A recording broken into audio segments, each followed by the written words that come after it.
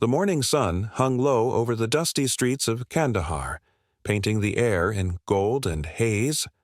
Sergeant Elena Ruiz stood in the middle of the chaos, hand raised, voice steady, directing a tangled flow of cars, soldiers, and children walking to school. She wasn't supposed to be here that day. Her unit had rotated back to base, but when a convoy route got jammed near the school zone, she volunteered to help. It was supposed to be routine, a simple morning, but war has a way of turning ordinary moments into tests of eternity. Before I tell you what happened next, tell me in the comments where you were watching from. I love knowing who is listening. She'd always had this calm, the kind that made soldiers trust her and locals smile.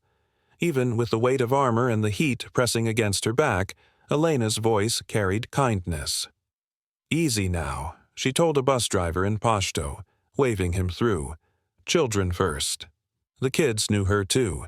They'd wave every morning, bright-eyed and barefoot, passing the checkpoint with shy smiles.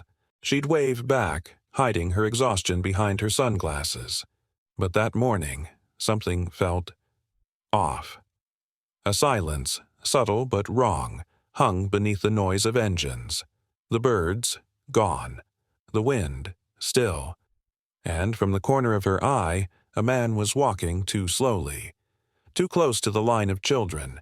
Her instincts screamed before her mind caught up. She shouted, "Down!" And then the world tore open.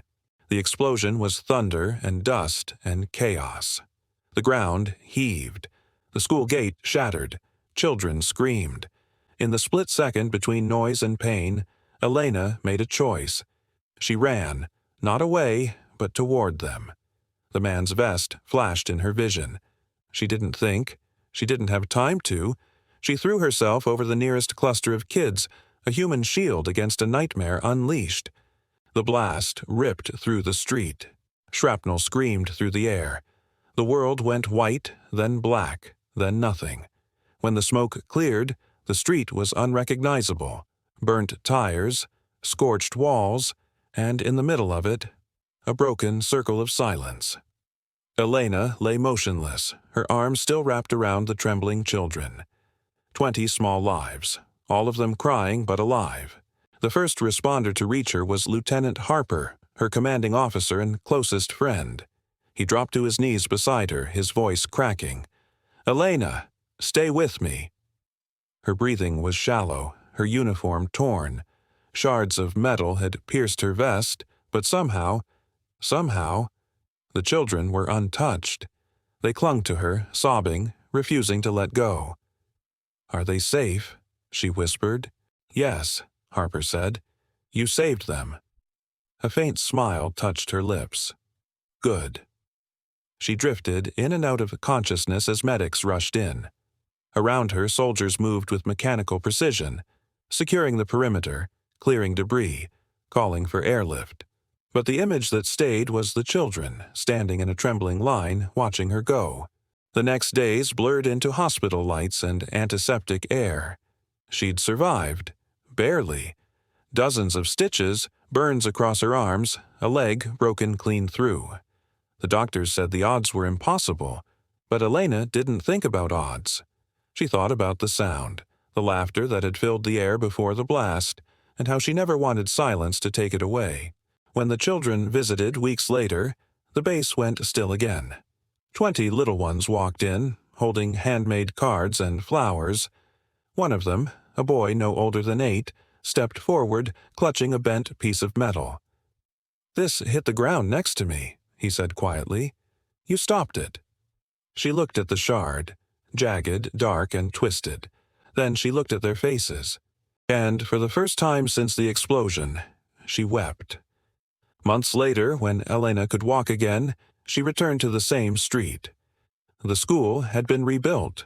The walls were painted bright blue, the gates new. The children ran to her, cheering. Some wore bracelets of red thread, a symbol their families said would keep her strength with them. She stood there, tears blurring the edges of the world. The dust, the wind, the sound of laughter. It was all back. Fragile, but alive.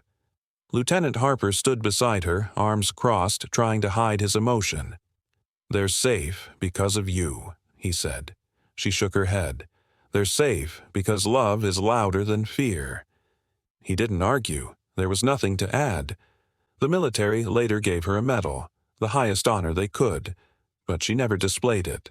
Instead, she kept the shard of metal from the explosion, the one the boy had given her, framed on her desk beneath a photo of the children she'd protected. Every time she looked at it, she remembered the moment before the blast. The sunlight, the laughter, the stillness before it all changed. And she realized something. Heroes aren't born in the noise. They're born in the quiet moments when they choose love over survival. Because courage isn't about fighting the war. It's about saving what's innocent within it. Because kindness doesn't vanish. It waits, and it finds its way back.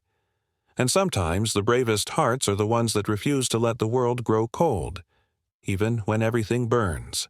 If this story touched your heart, don't forget to like, share, and subscribe to Whispered Words, where stories of courage, sacrifice, and humanity remind us that light always returns, even in the darkest places. Tell me in the comments, what does true bravery mean to